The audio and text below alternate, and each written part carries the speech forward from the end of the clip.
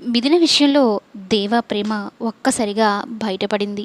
ఇంట్లో వాళ్ళందరూ కలిసి ఫంక్షన్‌కి వెళ్తున్నామని, దేవాని ఇంట్లో ఉండమని చెప్తారు. ఎందుకంటే మిథునని తీసుకొని వెళ్తే అక్కడ వాళ్ళు అడిగే ప్రశ్నలకు మేము సమాధానం చెప్పలేమంటూ సతీమూర్తి చెప్పడంతో ఇంట్లో ఉండు మిథునకు తోడుగా అని చెప్తాడు. ఈవిడకి తోడుగా నేనుండడం ఏంటి? నేను ఫంక్షన్‌కొస్తాను అంటూ సతీమూర్తితో దేవా చెప్తాడు. అయితే శారదమ్మ ఆడపిల్లని ఒక్కటే వదిలిపెట్టి వెళితే మంచిది కాదురా అని చెప్తుంది. కానీ దేవ మిథున ముందు మాత్రం లేదు లేదు, ఇలా అయినా సరే కోపంగా నేను ఇలా ఉంటే తను వెళ్ళిపోతుందిలే, నన్ను ఎవరు పట్టించుకోవడం లేదు, ఈ ఇంట్లో నాకు అసలు వాల్యూ లేదని వెళ్ళిపోతుందిలే అని అయితే అనుకుంటారనమాట. అయితే అందరూ కలిసి ఫంక్షన్కి వెళ్తారు. ఈ శారదమ్మ మిథునకి జాగ్రత్తలు చెప్తుంది. ఇంకా నేను తీసుకొని వెళ్తే అక్కడ లేనిపోని ప్రశ్నలమ్మ మేము సమాధానం చెప్పలేము అని చెప్పడంతో అత్తయ్య ఏం పర్లేదు, మన ఇంట్లో నాకు భయం ఏంటి, నేను ఒక్కదాన్ని ఉండగలను అని చెప్తుందనమాట. ఇక మిథున మాటలు కాస్త ధైర్యంగా ఉన్నా కూడా ఎంతైనా ఆడపిల్ల కదా, ఒక్కటే వదిలి వెళ్ళాలంటే కొంచెం భయంగానే ఉంటుంది శారదమ్మకి. అలా అని తన ఇంట్లో ఉండిపోదామా అంటే దగ్గర వాళ్ళ ఫంక్షను వెళ్లకుండా ఉండలేరు.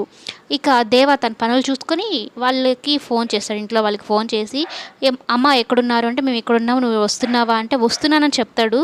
కానీ ఒక్క క్షణం ఆలోచిస్తాడనమాట. మిథున ఏం చేస్తుందో ఏమో, ఎంతైనా ఆడపిల్ల కదా, నేను చేసిన తప్పుకు తనెందుకు బలవడం అన్నట్టు ఇంటికి వెళ్ళిపోదాం అని అనుకుంటాడు. ఇంతలో మిథున ఏం చేస్తుందంటే తనకి వంట రాదు. అందుకని వాళ్ళ నానమ్మకు ఫోన్ చేసి, నానమ్మ ఇట్లా అందరూ ఫంక్షన్కి వెళ్ళారు, నేను ఒక్కదాన్నే ఉన్నాను, ఫుడ్ ఎలా ప్రిపేర్ చేసుకోవాలో నాకు తెలియట్లేదు, కొంచెం చెప్పు అంటే ఇక ఆవిడ చెప్పిన విధంగానే అన్నము, పప్పు, చారు అన్నీ తనకు వెజ్ కూరలన్నీ చేసుకుంటుందన్నమాట. అయితే దేవ మిథున అంటే కోపంగా చిరాగ్గా ఉంటాడు కదా, కానీ తను ఒంటరిగా ఇంట్లో ఉంటే ఎక్కడ ఇబ్బంది పడుతుందో, తనకి ఏమైనా ప్రమాదం జరుగుతుందేమో అని ఇంటికి వచ్చేస్తాడు. మిథున చక్కగా వంట చేసుకొని తర్వాత స్నానం చేసి రెడీ అవుతూ ఉంటుందన్నమాట. అయితే మిథునను ఒక్కసారిగా చూసి షాక్ లాగా, అంటే తన అందాన్ని చూసి ఫిదా అయిపోయి షాక్లో ఉండిపోతాడనమాట. ఏంటి అలానే చూస్తున్నావు అని మిథున అడిగితే నేనేం చూశాను, నేనేం చూడలేదే అన్నట్టు ఖుషి డైలాగ్స్ చెప్తాడనమాట. లేదు నువ్వేదో చేసావు, నువ్వేదో చూసావు చెప్పు నాకు అంటే, మిస్ అంత సీన్ లేదు, మిస్ కాదు మిస్టర్స్, ఇప్పుడు నాకు పెళ్ళయింది తెలుసా, నువ్వు తాళి కట్టిన విషయం నువ్వు మర్చిపోయావా, నేను గుర్తు చేయాలా అంటూ ఉంటే వద్దమ్మా వద్దు, ఒక్కసారి కట్టిన దానికి నా జీవితం ఎలా రివర్స్ అయిందో నాకు బాగా తెలిసిందిలేనైతే చెప్తూ అక్కడ నుంచి వెళ్ళిపోతాడనమాట. పైకి వెళ్ళి ఆలోచిస్తూ ఉంటాడు. ఇంకా శారదమ్మ వాళ్ళు ఏంటి ఫంక్షన్కి వస్తా అన్నారు కదా, ఇక్కడికి వచ్చేస్తాడా లేకుంటే అమ్మాయి దగ్గరికి వెళ్తాడా లేదా అన్నట్టు అనుకుంటూ ఉంటారనమాట. అయితే పైకి భోజనం తీసుకొని వెళ్తుంది మిథున. రండి ఆరు బయట వెన్నెల్లో కూర్చొని భోజనం చేస్తే చాలా బాగుంటుంది తెలుసా అన్నట్టు చెప్తూ ఉంటే, ఏంటి భోజనమా నీతోనా నేనా అన్నట్టు మాట్లాడతాడు. చాలా ఓవర్ యాక్టింగ్ చేస్తూ ఫోజులు కొడుతూ మాట్లాడతాడు అనమాట. అయితే మీకు బాగా కోపం వస్తుంది. మీరు సరిపోని భోజనం చేశారంటే చేయలేదు అంటాడు.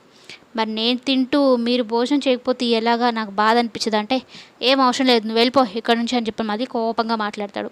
అయితే మిథున వెళ్తూ వెళ్తూ ప్లేట్ అక్కడ పెట్టేసి వెళ్ళడము మిథున దేవ మీద పడిపోతూ ఉంటుందన్నమాట. అయితే ఆల్రెడీ మిథున విషయంలో ఇతగాడికి గంటలు మోగాయి. ఇక మిథున అంత దగ్గరగా వచ్చి కళ్ళల్లో కళ్ళు పెట్టి చూస్తూ ఉంటే ఇక ఏ అబ్బాయి అయినా ఊరుకుంటాడా. అందులో తాళి కట్టిన భార్య దగ్గరగా ఉంది, ఇంట్లో ఎవరూ లేరు, ఇంకేమవుతుంది, దగ్గర అవ్వక తప్పదు కదా. అలా ఆ సమయంలో అంటే ఇంట్లో ఎవ్వరూ లేని సమయంలో మిథున దేవాలు భార్య భర్తలుగా కలిసిపోయారు. రాబోయే ఎపిసోడ్లో ఇలా జరగబోతోంది.